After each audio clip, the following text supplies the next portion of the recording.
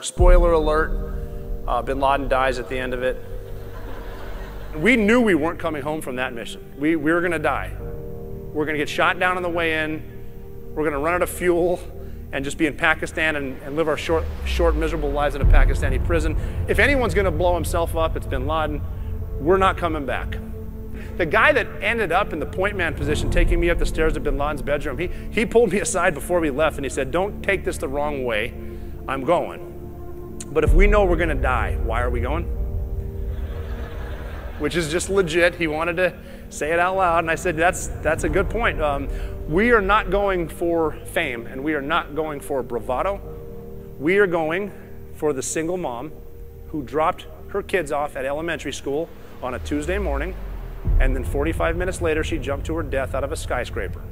Because that was a better alternative than burning alive, because it's 2,500 degrees inside. And her last gesture of human decency was to hold her skirt down so nobody could see her underwear as she committed suicide. And she didn't want to do any of that. She wasn't supposed to be in the fight. We're supposed to fight. That's why we're going. We were a week and a half into planning that big mission. We had some of the best minds planning the mission to kill bin Laden, and we rehearsed the perfect plan over and over and over every day with real helicopters on a real training site, 14 hours a day, and then afterwards we talk about it around a table with a replica. And one night, the boss said, "All right, guys, what's the worst thing that could happen?"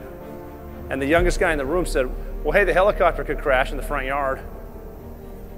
He's like, "What? I mean, can we talk about that for 20 seconds? And that happened.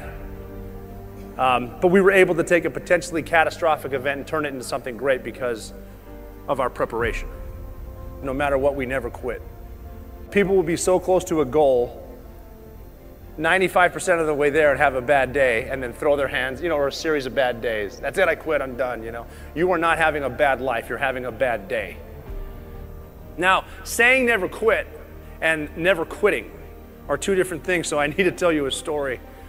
You're in the Navy, so you know how to tie a lot of knots. The test is go tie a series of knots with this rope around that rope. So the instructor will say, okay, go tie a bowline knot. So you hold your breath and swim down there, tie a bowline knot and you back off. Spend about a minute. He comes back down and checks it and kind of like, yeah, okay, that's good. So you untie the bowline knot, you go back up, you get one breath of air, enough time for him to tell you about knot number 2. So he'll be like, okay, go tie a square knot.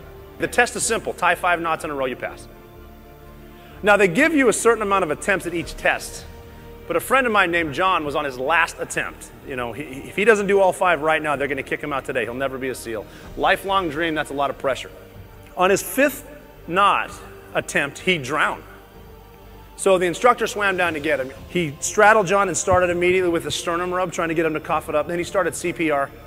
And we could actually hear him saying to John, come back to the light. So John was out for a minute and a half, finally spit up all the water out of his lungs. And the first words out of his mouth were, "Did I pass?" So the instructor kind of sat back on him, and he's getting his color back too, because he gets to keep his job. And he goes, "Yeah, man, you passed." And John goes, "Thank God, I finally got the 5th knot." And the instructor said, "Well, no, you didn't. Look, I'm in a good mood right now, so I'm going to let you in on a secret. I don't care how many knots you know how to tie. That is not part of the curriculum to become a Navy SEAL. My job simply is to see how far you'll push yourself. You just killed yourself. You passed the goddamn test. Good job. So, when you feel like quitting, which you will, don't quit right now. Quit tomorrow. Wake up in the morning on time and make your bed the right way, then brush your teeth. Little victories. Make it to 5 a.m. PT on time. Get through that and make it to breakfast. After breakfast, concentrate on getting to lunch. After lunch, make it to dinner. After dinner, do everything you need to do to get back in that bed. No matter how bad your day was, you get a fresh start tomorrow because your bed was made right. And the enemy's all your doubts, all your fears, and everyone you know back home that told you weren't good enough to do this. Keep your head down no matter what, never quit, and you'll be just fine. Keep moving forward.